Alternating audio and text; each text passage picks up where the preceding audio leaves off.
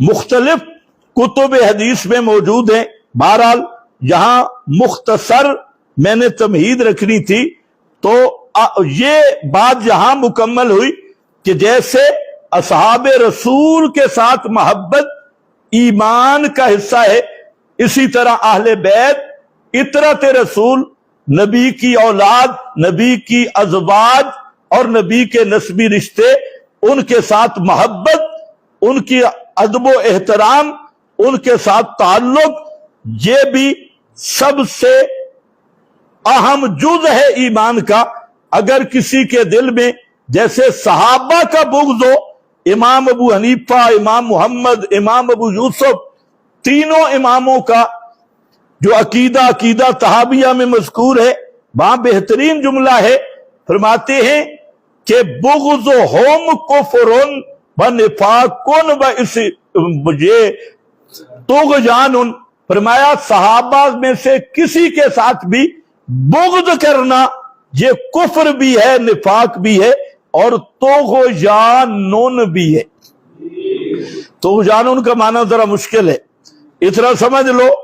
تغلما کا معنی ہوتا ہے پانی اپنے کناروں سے نکل جائے، اپنی حدود سے باہر پانی چلا جائے، اس وقت بولتے ہیں تغلما.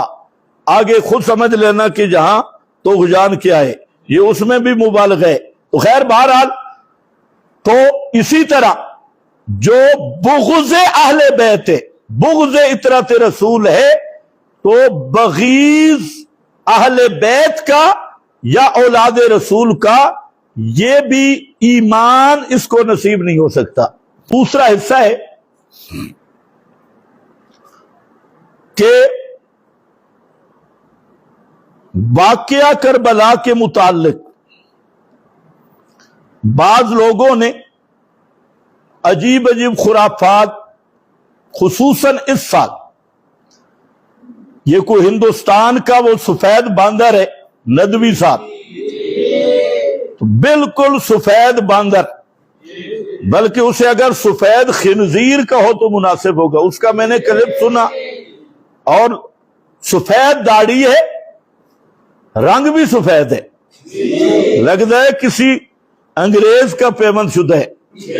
رنگ بھی سفید، داڑھی بھی سفید، اور ایسا چٹا بے ایمان جھوٹ بول رہا ہے، حوالے بھی جھوٹے دے رہا ہے حضرت معاویہ کے خلاف اور صحابہ کرام کے خلاف، حوالے میں بھی جھوٹ بول رہا ہے.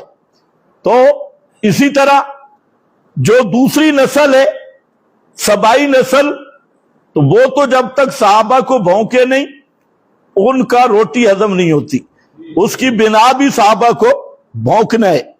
تو اہل سنت کی طرف جو منسوب لوگ ہیں ان سے میری گزارش یہ ہے کہ صحابہ اور اہل بیت ان کے ساتھ جو وجہ محبت ہے وہ ایک ہے.